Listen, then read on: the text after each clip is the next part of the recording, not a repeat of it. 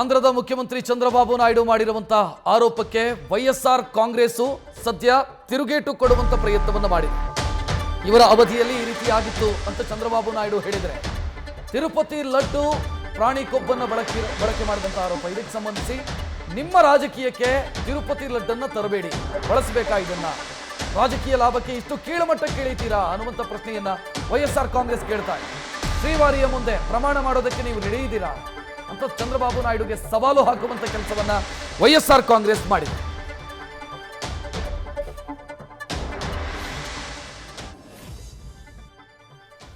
ಗಮನಿಸ್ತಾ ಇದ್ದೀರಿ, ವೈಎಸ್ಆರ್ ಕಾಂಗ್ರೆಸ್ ಕಡೆಯಿಂದ ಬಂದಿರುವಂತಹ ಟ್ವೀಟ್ ಇದು. ಚಂದ್ರಬಾಬು ನಾಯ್ಡು ಅವರು ನೇರ ಆರೋಪವನ್ನ, ಗಂಭೀರ ಆರೋಪವನ್ನ ಅಧಿಕಾರದ ಸ್ಥಾನದಲ್ಲಿ ಇದ್ದುಕೊಂಡು ಮಾಡ್ತಾ ಇದ್ದಾರೆ. ಅವರು ಮುಖ್ಯಮಂತ್ರಿಯಾಗಿ ಮಾಡಿರುವಂತಹ ಆರೋಪ ಇಡೀ ದೇಶದಾದ್ಯಂತ ಈಗ ಚರ್ಚೆಗೆ ಕಾರಣ ಆಗ್ತಾ ಇದೆ.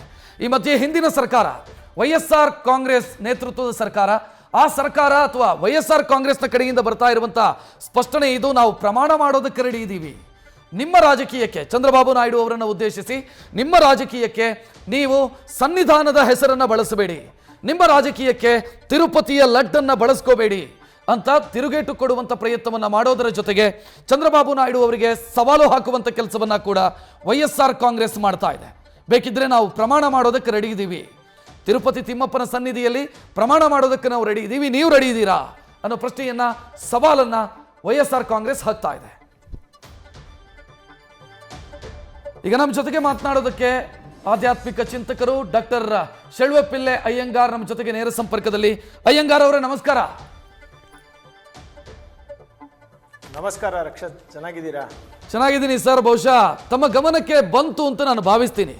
ತಿರುಪತಿ ತಿಮ್ಮಪ್ಪನ ಲಡ್ಡು ಅಂತಂದ್ರೆ ಕಣ್ಣಿಗೊತ್ಕೊಂಡು ಸೇವನೆ ಮಾಡ್ತೀವಿ ನಾವು, ಅಷ್ಟೊಂದು ಭಯ ಭಕ್ತಿ, ಅಷ್ಟೊಂದು ಪ್ರೀತಿಯೂ ಕೂಡ ಭಾವನಾತ್ಮಕವಾಗಿ ಅದರ ಜೊತೆಗೆ ಜೋಡಿಸ್ಕೊಂಡಿದ್ದೀವಿ. ಬಟ್ ಸಲ್ಲದ ಕಾರಣಕ್ಕಾಗಿ ಸುದ್ದಿ ಆಗ್ತಾ ಇದೆ, ಅದು ಏನು ಹೇಳ್ತೀರಿ? ಇಲ್ಲ, ಇದು ಬಹಳ ದುರ್ದೈವದ ಸಂಗತಿ.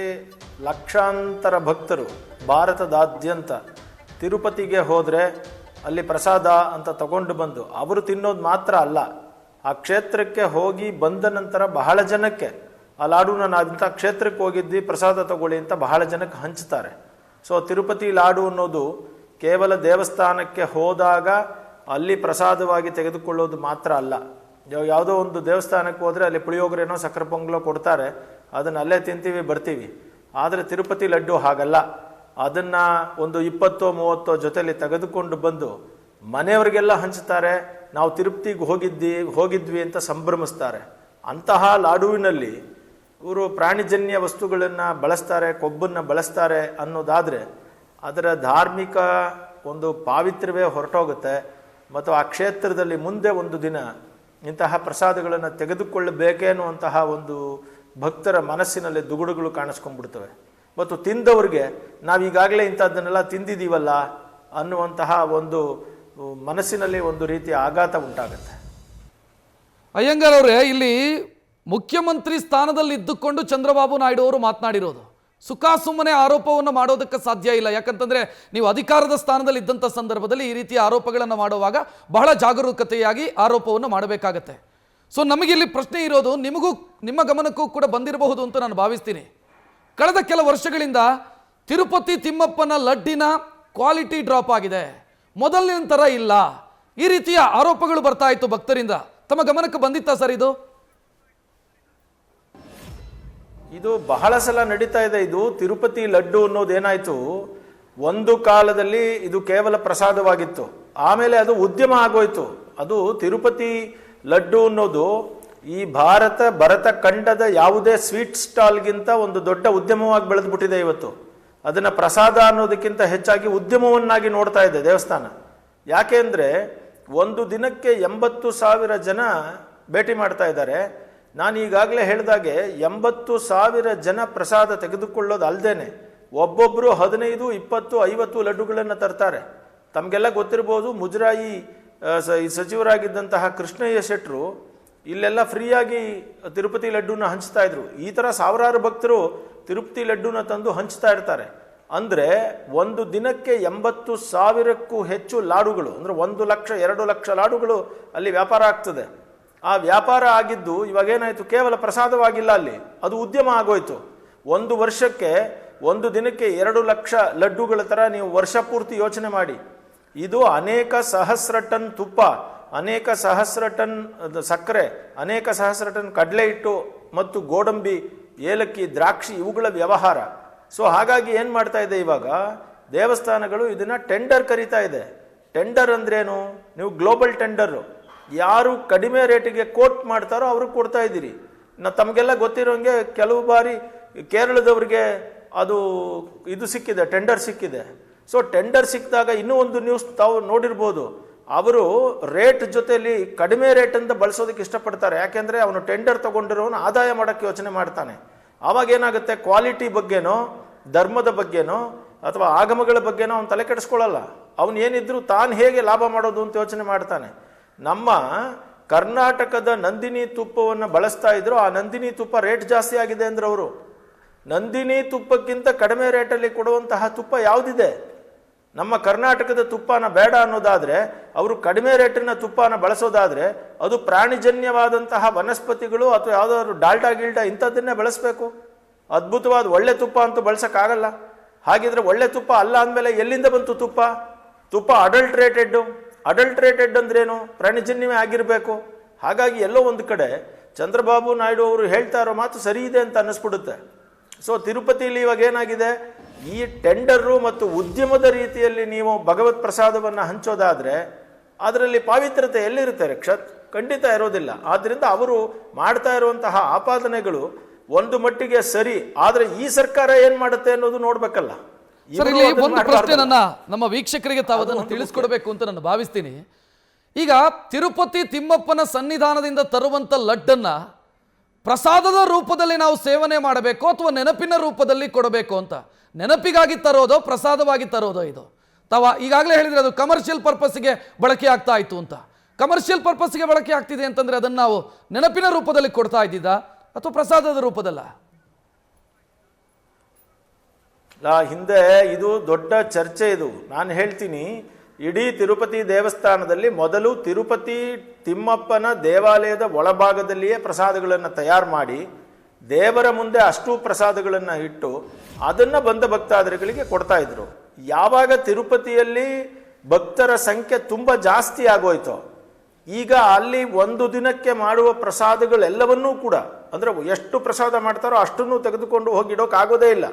ನೀವು ಕೆನ್ ಯು ಇಮ್ಯಾಜಿನ್ 2-3 ಲಕ್ಷ ಲಾಡುಗಳನ್ನು ದೇವರ ಮುಂದೆ ಇಡೋಕ್ಕಾಗತ್ತೆ? ತೊಗೊಂಡೋಗಿ ಅಷ್ಟನ್ನು ನಿವೇದನ ಮಾಡೋಕ್ಕಾಗತ್ತೆ? ಅದಕ್ಕೇನು ಮಾಡ್ತಾರೆ, ಕೆಲವು ಪ್ರಸಾದವನ್ನು ದೇವರಿಗೆ ನಿವೇದನ ಮಾಡಿ ಅದನ್ನು ತೆಗೆದುಕೊಂಡು ಬಂದು ಬೇರೆ ಜಾಗದಲ್ಲಿ ಇರೋ ಪ್ರಸಾದಗಳಿಗೆ ಮಿಕ್ಸ್ ಮಾಡ್ತಾರೆ.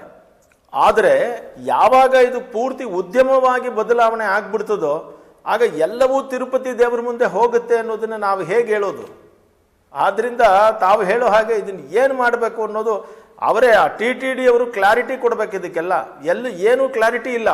ಯಾರಿಗೆ ಟೆಂಡರ್ ಹೋಗ್ತಾ ಇದೆ, ಯಾವ ತುಪ್ಪ ಯಾವ ಪದಾರ್ಥಗಳನ್ನು ಬಳಸ್ತಾ ಇದ್ದಾರೆ, ಕ್ವಾಲಿಟಿ ಅಶ್ಯೂರೆನ್ಸ್ ಕೊಟ್ಟಿರೋರು ಯಾರು, ಅದರಲ್ಲಿರೋ ಇವಾಗ FSA ಎಲ್ಲಿದೆ ಅಂದರೆ ಏನು ಫುಡ್ಡು ಇದ್ರದ್ದೆಲ್ಲ ಇದೆ, ಅವರು ಫುಡ್ದೆಲ್ಲ ಚೆಕ್ ಮಾಡ್ತಾರೆ ಕ್ವಾಲಿಟಿನ. ಹೋಟ್ಲುಗಳಿಗೆಲ್ಲ ಹೋಗಿ ದಾಳಿ ಮಾಡ್ತಾರೆ, ಅಲ್ಲಿ ಎಲ್ಲ ಫುಡ್ಡು ಸ್ಟ್ಯಾಂಡರ್ಡ್ಸ್ಗಳನ್ನು ನೋಡ್ತಾರೆ. ಅದರಲ್ಲಿ ಇವರು ಅನಿಮಲ್ ಫ್ಯಾಟ್ ಇತ್ತಾ ಇಲ್ವಾ ಅಂತ ಒಂದು ಫುಡ್ದು ಸರ್ಟಿಫಿಕೇಟ್ಗಳು ಮಾಡಬೇಕಾಗಿ ಬಂದ್ಬಿಟ್ಟಿದೆಯಲ್ಲ, ಈಗ ಏನೂ ಇಲ್ಲ ಅಲ್ಲಿ. ಸರ್, ಇಲ್ಲಿ ಒಂದು ಪ್ರಶ್ನೆ, ಒಂದು ವೇಳೆ ಚಂದ್ರಬಾಬು ನಾಯ್ಡು ಅವರು ಹೇಳಿದ್ದು ನಿಜಾನೇ ಅಂತ ನಾವು ಅನ್ಕೊಳ್ಳೋದಾದ್ರೆ ಭಕ್ತರ ಶ್ರದ್ಧೆಯ ಮೇಲೆ ಆಟ ಆಡಿರೋದಲ್ವಾ ಇದು? ಯಾಕಂತಂದ್ರೆ ಪ್ರಾಣಿಯ ಕೊಬ್ಬನ್ನು ಬಳಸಿ ಲಡ್ಡನ್ನು ತಯಾರಿ ಮಾಡಿದ್ದಾರೆ, ಅದನ್ನು ನಾವು ಪ್ರಸಾದ ಅಂತ ಸ್ವೀಕರಿಸಿದ್ದೀವಿ ಅಂತಂದ್ರೆ ನಮ್ಮ ಶ್ರದ್ಧೆಯ ಮೇಲೆ ಚೆಲ್ಲಾಟ ಆಡಿದ್ದಾರೆ. ಹಂಗಿದ್ರೆ ಹಿಂದಿನ ಸಮಿತಿಯಲ್ಲಿದ್ದವರು, TTDಯಲ್ಲಿದ್ದಂಥವ್ರು. ಹೌದು, ಇವಾಗ ಏನಾಗುತ್ತೆ, ಅವರು ಆ ಸಮಿತಿಯಲ್ಲಿದ್ದವರಿಗೆ ಗಮನಕ್ಕೆ ಬಂದಿರುತ್ತೋ ಇಲ್ವೋ, ಯಾಕಂದ್ರೆ ಸಮಿತಿಯವರು ಉದ್ದೇಶಪೂರ್ವಕವಾಗಿ ಪ್ರಾಣಿಜನ್ಯವಾದ ಕೊಬ್ಬನ್ನು ಸೇರಿಸಿ ಅಂತ ಹೇಳಿದ್ದಾರೆ ಅಂತ ನಾನು ಅದನ್ನು ಅನ್ಕೊಳ್ಳಲ್ಲ. ಆದರೆ ಯಾವಾಗ ನೀವು ಟೆಂಡರ್ನ ಕೊಟ್ಬಿಡ್ತೀರಿ, ಕಡಿಮೆ ರೇಟಿಗೆ ಅವನು ಅದನ್ನು ಮಾಡಿಕೊಡ್ಬೇಕಾಗ್ತದೆ ಮತ್ತು ಅವನು ಆದಾಯ ಮಾಡ್ಕೋಬೇಕಾಗತ್ತೆ. ಅವನೇನು ಮಾಡ್ತಾನೆ, ಶುದ್ಧವಾದ ತುಪ್ಪವನ್ನು ಖಂಡಿತ ಬಳಸೋದಿಲ್ಲ. ಅವನಿಗೆ ತನಗೇನು ಬೇಕೋ ಅದನ್ನು ಬಳಸ್ತಾನೆ.